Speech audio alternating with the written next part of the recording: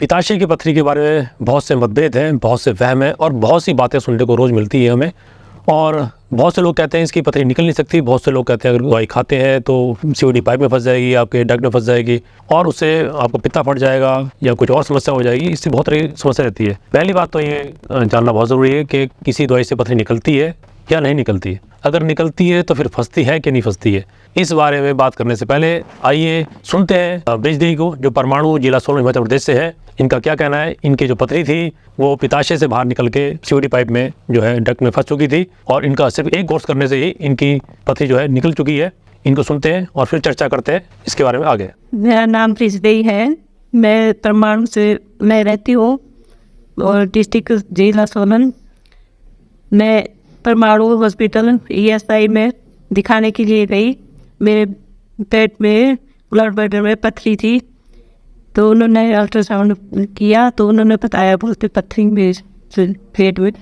जब मैंने ऑपरेशन कराया तो ऑपरेशन के बाद फिर पथरी ऑपरेशन में गॉलब्लैडर निकाल दिया तो उसके बाद फिर पथरी हो गई थी। पथरी कहाँ थी आपके?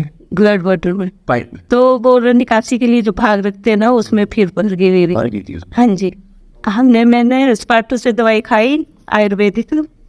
मेरा नाम हेमलता है। मेरे मदर के गॉलब्लैडर में पथरी थी। मेरी मदर का नाम शिवत ब्रिजदेवी है और वो ESI में चेक करवाने गए। उन्होंने अल्ट्रासाउंड कराया तो उनके गॉलब्लैडर में पथरी निकली है। तो उन्होंने दवाइयाँ भी खाई काफ़ी जगह से, तो डॉक्टर ने बोला कि ऑपरेशन ही हो रहा है। तो उनके गॉलब्लैडर का ऑपरेशन हो गया। फिर से उनके पेट में 1 साल 2 साल बाद दर्द होने लगी, इसलिए फिर उन्होंने हॉस्पिटल गए। फिर बोला कि मेरे दर्द हो रही है। फिर डॉक्टर ने बोला अल्ट्रासाउंड कराओ।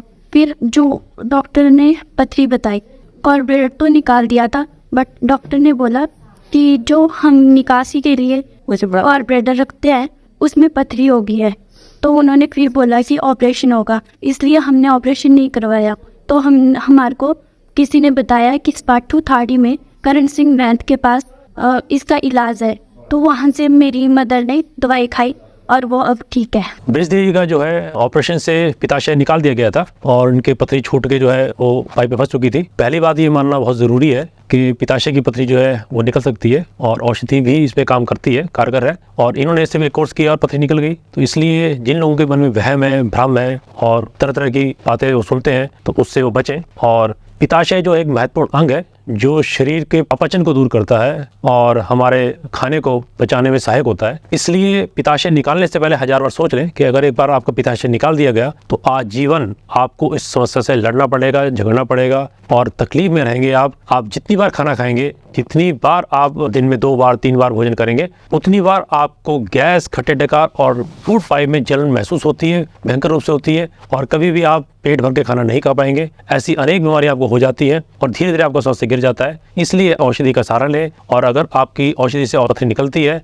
इससे बेहतर कुछ हो नहीं सकता, क्योंकि ये अंग जो है एक बार निकलने के बाद आप किसी को 50 लाख भी देंगे, किसी डॉक्टर को, किसी विशेषज्ञ को कहेंगे उसको दोबारा लगा दे तो दोबारा नहीं लगा सकता। इसलिए ऐसे अंग को बचाने की कोशिश करना अति आवश्यक है।